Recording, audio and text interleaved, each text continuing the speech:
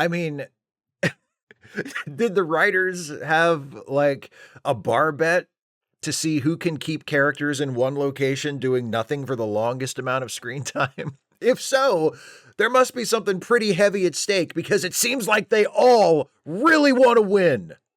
This is a review of Mercy, episode 8 of season 2 of Star Trek Picard. If you haven't seen the episode yet, take heed. It's really bad. And also, spoilers may be ahead. In a season full of nothing happens episodes, this may be the biggest nothing happens episode so far. For 48 minutes, we watch as the heroes of this show sit or stand around in various locations, wasting time, predominantly thinking about or talking about or otherwise dealing with 3 types of information. Stuff we already know, stuff we and they already know, and stuff we don't already know but is not important. Seven and Raffi track the Borg Queen, who is controlling Jurati, remember, from that bar where she broke a window to an alley around the corner. And when I say track, I mean Seven asks a guy at the bar and he says, she went that way, and they go that way and immediately find her in this alley where she has apparently spent the night eating car batteries. She needs lithium ions to make Borg nanoprobes so she can start assimilating people. It's goofy, but it makes sense in context, so I don't have a problem with it. Nor do I have a problem with the fact that Seven has a special insight into what is driving Borg Queen Jurati because she understands the loneliness of a disconnected Borg who longs for the collective, and that it's this lingering sense of disconnection that has made it difficult for Seven to form deep, lasting relationships with other people, including Raffi, because once you've been in the collective, other forms of connection don't really measure up. That's an interesting idea with a lot of potential, and it would have been nice if, the writers gave more of a shit about it than to just toss it out there as a line in the third to last episode of the season, and also if they had written Seven consistently throughout the season with that idea in mind, instead of whatever they've been doing with her up to this point. What I do have a problem with is the fact that Seven and Raffi spend almost the entire episode standing in that alley doing nothing. They confront Borg Queen Jurati. I'll call her BQJ for brevity's sake and because it sounds hip. They confront BQJ. BQJ chokes out Raffi but lets her go when Jurati breaks free of the Queen's control just for a second. Then BQJ leaves and Seven and Raffi just kind of hang around, killing time. They talk about what we already know, that the Borg Queen is in control of Jurati's body, but the real Jurati is still in there. And what we and they already know, that BQJ is trying to power up so she'll have the ability to assimilate people. Remember when Seven figured that out by breaking a glass bottle in the last episode? She figures it out again in this episode by talking about a cell phone battery. Then they have an argument about how Raffi uses people, which leads to a pointless flashback where we see Raffi guilt-tripping Elnor into staying at Starfleet Academy instead of rejoining the clan of Romulan samurai nuns who raised him. And then finally, they get the idea to check the search history of the phone BQJ took from a guy she killed and figure out that she's going to team up with Adam Soong. So they take the entire episode to figure out one piece of information that moves the plot forward this much. Oh, and speaking of the guy BQJ killed, would that not constitute a butterfly? A change in the timeline caused by our time-traveling heroes, the kind of thing they were supposed to avoid. And elsewhere in the episode, the FBI agent who interrogates Picard and Guinan gets fired as a result of reporting them as suspected aliens. I'll have more to say about that part of the episode in a minute, but for now, wouldn't that guy losing his job also be a butterfly? Wouldn't the busload of ICE detainees freed by Seven and Raffi when they rescued Rios be a whole swarm of butterflies? Didn't Seven and Raffi mention in the episode right before that they had to figure out a way to get Rios out of there without butterflies? All those ICE detainees would presumably have remained on that bus until it got to wherever it was going without intervention from Seven and Raffi, but instead, everybody got to go free. And good for them. But why introduce the idea of avoiding butterflies as a source of tension for the heroes if you're just going to ignore it for the rest of the series? The season is only 10 episodes. It's not that much to keep track of. If they're supposed to minimize their impact on the timeline while they're in 2024, then write scenes with that in mind. Have that impact the choices they make. Maybe Raffi and Seven would like to liberate all the people on the ICE bus, but they can't because that would change the timeline. So they take Rios and leave the rest of those people captive. They don't like it. Maybe Rios really doesn't like it because he's been in their shoes.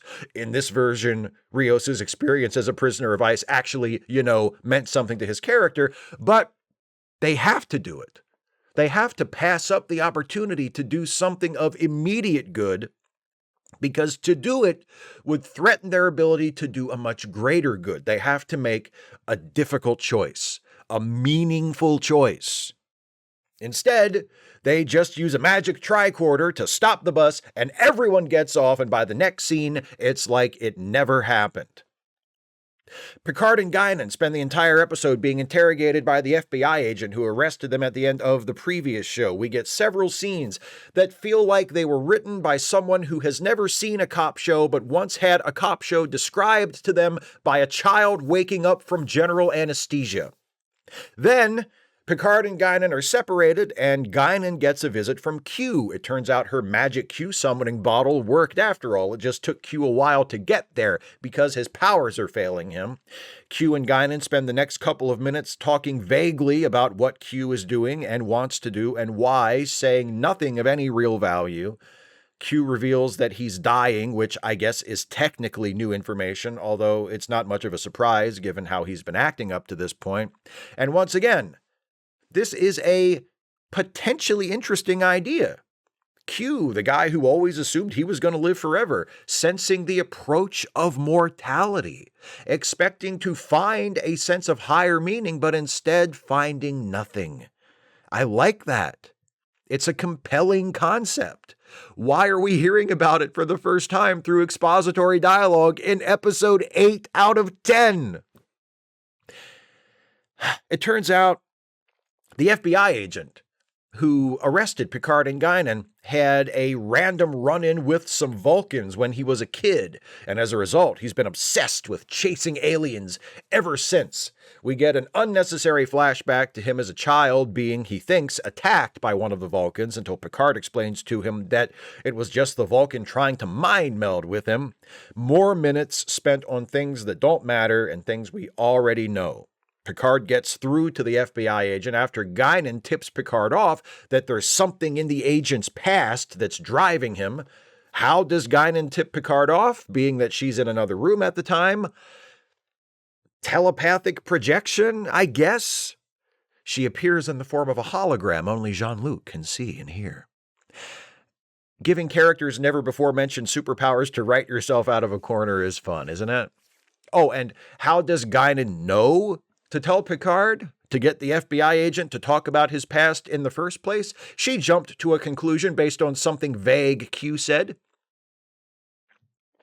Other than Seven checking BQJ's search history on the cell phone she took from that dead guy, I think every useful piece of information gained by a character in this series so far has come either because someone else just flat out told them, or because they jumped to a conclusion based on something vague someone else said.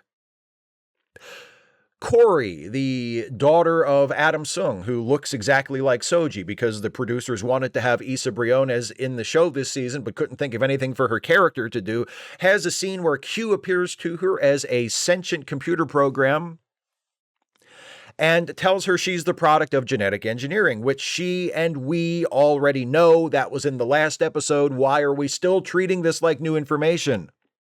Then Corey, who gets a cure for her allergic condition from Q in the mail, leaves, and BQJ arrives to recruit Adam Soong to help her do whatever. And the next time we see them, Soong has hired a gang of mercenaries to help them take control of La Sirena. When I talk about how badly paced this show is, shit like this is part of what I mean. Seven and Raffi and Picard and Guinan spend the entire episode in the same locations, accomplishing nothing. And then in the last 5 minutes of the episode, between scenes, Adam Soong and the Borg Queen have somehow acquired a private army. Oh, and don't let me forget to mention that Rios spends the episode aboard La Sirena trying to purge BQJ's Borg programming from the computer, while Dr. Teresa Ramirez and her son, generic annoying little boy, I believe is his name, just kinda hang around for no reason, which is at least consistent since there's no reason for them to be there in the first place. It's obvious that the Borg Queen and Soong and their mercenaries are going to go after La Sirena, and the writers wanted Dr. Ramirez and her son to be on the ship so they can be in jeopardy, but they couldn't think of any reason why they would be on the ship, so they just had Rios beam them aboard just because. There are 2 episodes left in this season. When was the last time a character made a meaningful choice? When was the last time a character made a difficult decision? When was the last time the plot, such as it is, was advanced by something other than a character jumping to a totally unwarranted conclusion based on barely their evidence or something vague someone else said? And the 2 most important questions, the ones I've been asking over and over again this entire season, still remain. What is this about? And what reason do I have to care about any of it? If you watched my reviews of the 4th season of Star Trek Discovery, which ended right as this season of Picard was getting started, you know that the back half of that season kind of lost me. There were a few really strong episodes in the first half, and the season finale wound up being a pretty strong episode, but the episodes leading up to it were slow and meandering, and it felt like the show had lost its way, or the creators had run out of story and were just killing time until they got to the end. That's how Picard has felt this entire season. And honestly, of course, I hope they're able somehow to stick the landing in these final 2 episodes, but at this point, I really don't see how. Discovery's 4th season was able to finish strong after a weak second half because it succeeded in the first half in establishing a compelling story. There was a mystery that, once solved, led to another mystery that pointed toward an ultimate goal, and the road the show took to get the characters to that goal got pretty rocky in the final stretch, but the goal itself was there, and the stakes for the world, but much more importantly for the characters who I cared about, in whose fates I was invested, were clearly established and compelling. This season of Picard has none of that. What reason has this season, given me to care about any of these characters or what happens to them? If I didn't already know who Jean-Luc Picard is, what reason has this season given me to give a shit about him? If I didn't already know who Q is, what has this season shown me about who he is or what he's capable of that gives me any reason to care about him or find him remotely interesting, other than the "I'm dying and it doesn't mean what I thought it would" thing, which they just dropped in the middle of this episode like a cold, dead fish? The writing on this show this season is so fundamentally bad that even after 8 episodes of it, I still can't quite believe it. At this point, I'm only watching this show for two reasons. One, I'm reviewing the episodes, and it would be unprofessional to just quit in the middle of the series. It's not like it's hurting me. It's a bad TV show. I've seen those before. It's not the end of the world.